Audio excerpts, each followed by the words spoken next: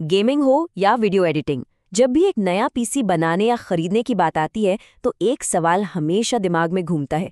Graphics card की दुनिया के दो ही बादशाह हैं, AMD और एनवीडिया। सवाल बस इतना है, इन दोनों में से कौन बेहतर है? तो आज हम इसी सवाल की तह तक जाएंगे। देखिए, ये सिर्फ एक ब्रांड चुनने की बात नहीं है, ये तो अपने पीसी का दिल चुनने जैसा है। एक ऐसा फैसला जिसका सीधा असर गेमिंग एक्सपीरियंस और जेब दोनों पर पड़ता है। तो चलिए इसे और गहराई से समझते हैं। हम इन दोनों को 5 पैमानों पर तोलेंगे। कीमत के मुकाबले परफॉर्मेंस, पावर और गर्मी का मामला, सॉफ्टवेयर कैसा है, परफॉर्मेंस और AI में कौन आगे है, और आखिर में अपने लिए सही कार्ड कौन सा है।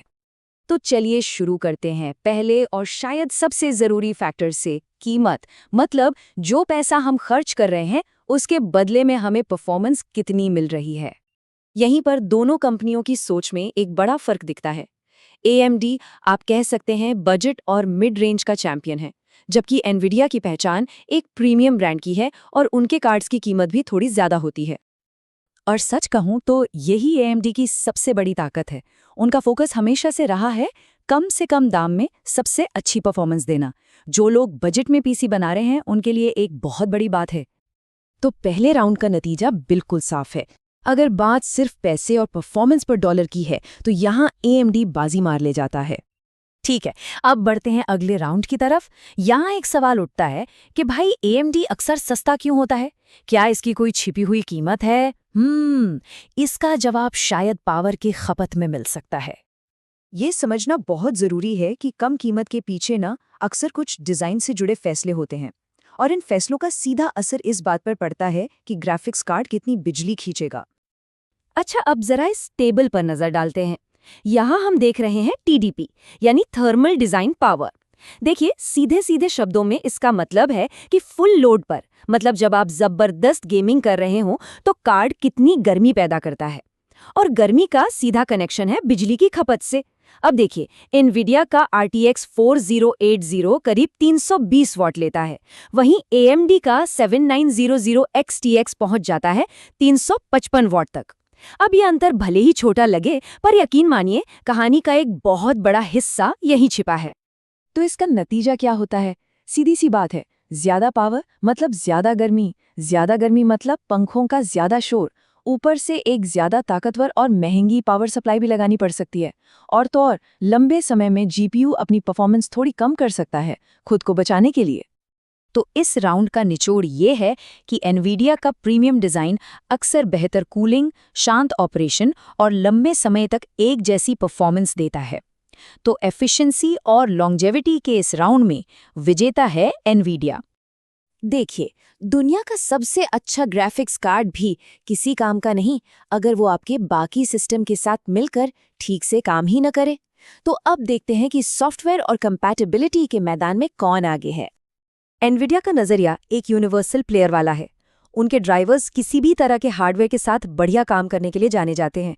दूसरी तरफ AMD अपने ही इकोसिस्टम में ज्यादा चमकता है। मतलब अगर आप एक AMD CPU के साथ AMD GPU लगाते हैं तो आपको परफॉर्मेंस में थोड़ा फायदा मिल सकता है। तो इस मामले में एनवीडिया साफ तौर पर विजेता है। ये किसी भी सिस्टम में आसानी से फिट हो जाता है और इसका लंबा और भरोसेमंद ड्राइवर सपोर्ट इसे एक सेफ बेट बनाता है। और अब आते हैं सबसे दिलचस्प राउंड पर। यहाँ हम बात करेंगे रॉ परफॉर्मेंस की, फ्रेम रेट्स की और AI जैसी कमाल की टेक्नोलॉजी की, जो गेमिंग का भविष्य तय कर रही हैं। इससे पहले कि हम आगे बढ़ें, एनवीडिया के एक तुरुप के इक्के को समझना जरूरी है, DLSS। इसे ऐसे समझें कि आपका GPU गेम को कम रेजोल्यूशन पर रेंडर करता है, जिससे मेहनत कम लगती है, और फिर एक बहुत ही स्मार्ट AI उस इमेज को जादुई तरीके से हाई डेफिनेशन बना देता है। नतीजा, कमाल की ग्राफिक्स क्वालिटी के साथ साथ बहुत ज़्यादा फ्रेम रेट्स। तो यहाँ की कहानी कुछ ऐसी है। एनवीडिया अपने एडवांस्ड फीचर्स जैसे कि रे ट्रेसिंग, जो गेम्स में एकदम असली जैसी लाइटिंग और परछाइयाँ बनाता है, और DLSS के साथ साफ तौर पर आगे है।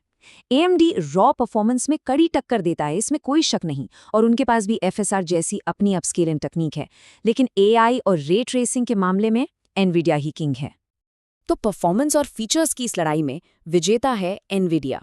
इसके एडवांस्ड फीचर्स और एआई का इस्तेमाल इसे भविष्य के लिए एक मजबूत दावेदार बनाता है, जो अक्सर इसकी ज्यादा कीमत को जायज ठहराता है। तो चारों राउंड हो चुके हैं। अब वक्त है इन सभी बातों को एक साथ रखकर ये समझने का कि आखिर हमारे लिए सही जीपीयू कौन सा है। चलिए इसे एकदम आसान बना देते हैं। अगर बजट की थोड़ी तंगी है और खर्च किए गए हर रुपए की पूरी कीमत वसूल करनी है तो AMD एक शानदार विकल्प है। लेकिन अगर परफॉर्मेंस और भविष्य की टेक्नोलॉजी से कोई समझौता नहीं करना तो एनवीडिया में इन्वेस्ट करना समझदारी है। अगर लैपटॉप ले रहे हैं तो बेहतर थर्मल मैनेजमेंट की वजह से एनवीडिया अक्सर एक बेहतर चॉइस होता है। और हाँ, अगर पूरा पीसी ही AMD का बना रहे हैं तो AMD GPU उस इकोसिस्टम में शायद सबसे अच्छा काम करेगा। और जाते जाते एक सवाल छोड़ जाते हैं। जीपीयू की दुनिया बहुत बहुत तेजी से बदलती है। जो टेक्नोलॉजी आज सबसे महंगी और प्रीमियम है, हो सकता है कल वो आम हो जाए। तो क्या आज के परफॉर्मेंस लीडर पर ज़्यादा खर्च करना सही है या एक वैल्यू ऑप्शन के साथ जाना बेहतर है? ये एक ऐसा सवाल है जो इस मार्केट को हमेशा दिलचस्प बनाए रखता है।